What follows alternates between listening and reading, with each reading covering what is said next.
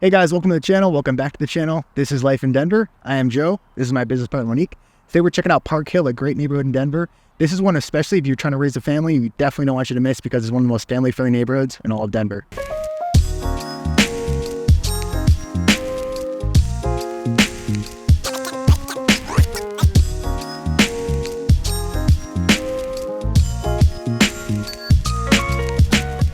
All right, guys, and per usual, we like to start with giving you guys a little bit of context in terms of where the neighborhood is located. In this particular case, Park Hill is located northeast of downtown Denver. Definitely. And give you guys an idea as far as like the area description, what does it feel like here in Park Hill?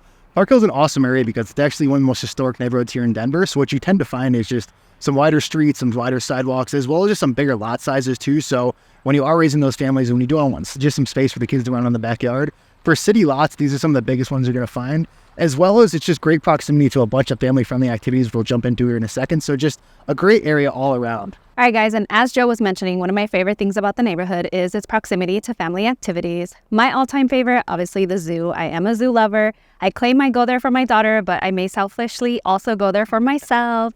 It is about 8 minutes from Park Hill to the Denver Zoo, and what's really cool about it is, guys, if you're up early, you're up early with the kids anyways, you might as well make the little walk or little drive over to the zoo. Make sure you do take enough sunscreen because it does tend to get hot and you will get a lot of sun if you're going early in the morning.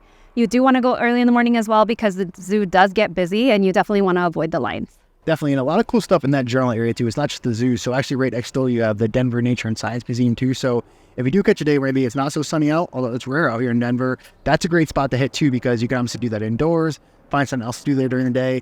And another cool spot real close by too on another sunny day is City Park. City Park's a great spot too because when you do get those hot summer days like we're sitting on one today here, they have some cool little fountains that squirt up, lets the kids kind of run through, cool off. They're playing the fields. They have big fields for, soccer, volleyball, all the little field sport events you see everybody doing over there. So it's a really, really cool area. And it just allows you to spend an entire day in this one area because shortly after that too, they have a lot of fun stuff going over there, like farmers markets on the weekends. They have a jazz festival, just a lot of extracurriculars there besides just the general, that you'd expect of field games and all that fun stuff as well. Yeah, and you can also go there during the summer. Sometimes they do have like movie on the park. You'll find that a lot here in the Denver metro area, parks that set up movie night or have summer events. Just make sure you check out the calendar and that, you bring your blanket, you bring everything you need for you and the kids to enjoy the outdoor weather. One more cool out too, actually, for this area. This is another cool spot here is the Botanical Gardens. So that's a cool spot, maybe not for the kids, but just you and your significant other if you want to get out there for the day. That's beautiful because in the summertime they have just, big bodies of water, big flower fields, just great Instagrammable photos, of course. But then come wintertime too, they have the Blossom Light Festival as well. So they have all the Christmas lights that get set up.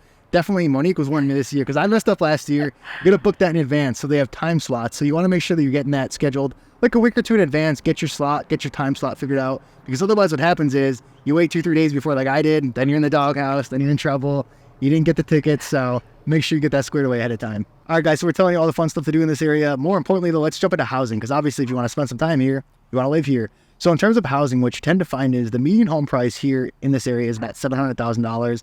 That is going to be some of those older style homes. It's not going to be the ones that are already, redone, turnkey, all that fun stuff. If you do want that, that's going to be a little bit higher up. But again, just as far as getting your general starter home, that's a great price point to start into here. And also, too, what's really cool is, like I was mentioning earlier, you do get those bigger lot sizes. So when you think of Denver, you think of the typical 5,000 square foot city lot. Here, they tend to be a little bit bigger and just also a little bit more shaded, a little more private. You find a lot of trees kind of overhanging in front of the houses. So really, really nice privacy there. And what's cool, too, is you have just a lot of different optionalities. So you do have some of those older style homes, as we're mentioning, but also a lot of homes have been completely scraped, completely modernized. And so it's like essentially buying a new build in the sense of you have all the modern finishes, all those nice new amenities. So a lot to choose from. And also just a quick little reminder for you guys, we are licensed realtors out here in the state of Colorado. So any questions on real estate, any needs you may have, that number popping up down below. We're the ones who answer the phone calls, text messages, emails. We'd love to help you kind of work through anything you need, any questions you have. So reach out anytime. And now that Joe has gone through and covered, the budget, because Joe's always worried about your guys' budget, which is a good thing, I'm going to go ahead and talk about, we talked about all the outdoor activities. What else is there to do in terms of dining and other things in the area? So one of my favorite places is Postino's. I do love going there. They have a great wine bar and they have like a great, bruschetta board and like salads and a really pretty like seating area. So definitely a place you don't want to miss if you are visiting. Another cool spot too, after you've had the salad or whatever the case may be, or if you have the kids with you, you you can stop at the gelato. There's definitely a cute little gelato place nearby. So definitely offers a lot of different dining options in terms of close proximity. There is also culinary dropout. So if somebody wants pizza and mom has to get the salad, you can still do that too. Another cool thing too is if you're not looking to necessarily do outdoor activities, there's an AMC. It's an AMC theater. It's an AMC theater located nearby as well. So like Joe mentioned, if by chance you do get one of those rainy days, or you are on one of those summer days where we get hail, you could definitely stop and hit up the AMC theater. All right, so another budget tip for you guys too, as Monique's always making fun of me,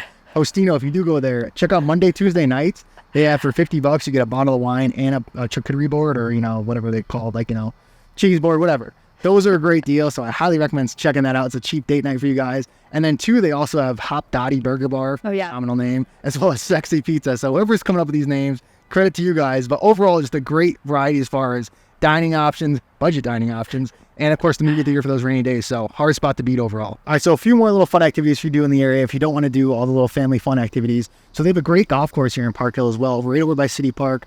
One of the best in the area, actually. I highly recommend checking it out. Monique always trashes me, says... I was about to do it. I was about to be like, that's what he's doing. On the weekends. I play some golf here and there. City Park, definitely one I recommend checking out that course for sure. And that golf course is actually close to City Park, like we mentioned. You do have a lot of different art festivals that happen. One of the cool things there too is there is the MLK Memorial there, and then there's Thatcher Fountain as well. So a lot of activities. It's all within walking distance, which is really nice. So if you have someone like Joe, you can drop him off, leaving him to play golf, and then then you can go with the kids and enjoy either the zoo or the park or whatever the case may be. So definitely offer something for everybody. Yeah, hit the farmer's market, watch. There you go. Yeah, enjoy yourself. It's a super picturesque area, so definitely worth checking out.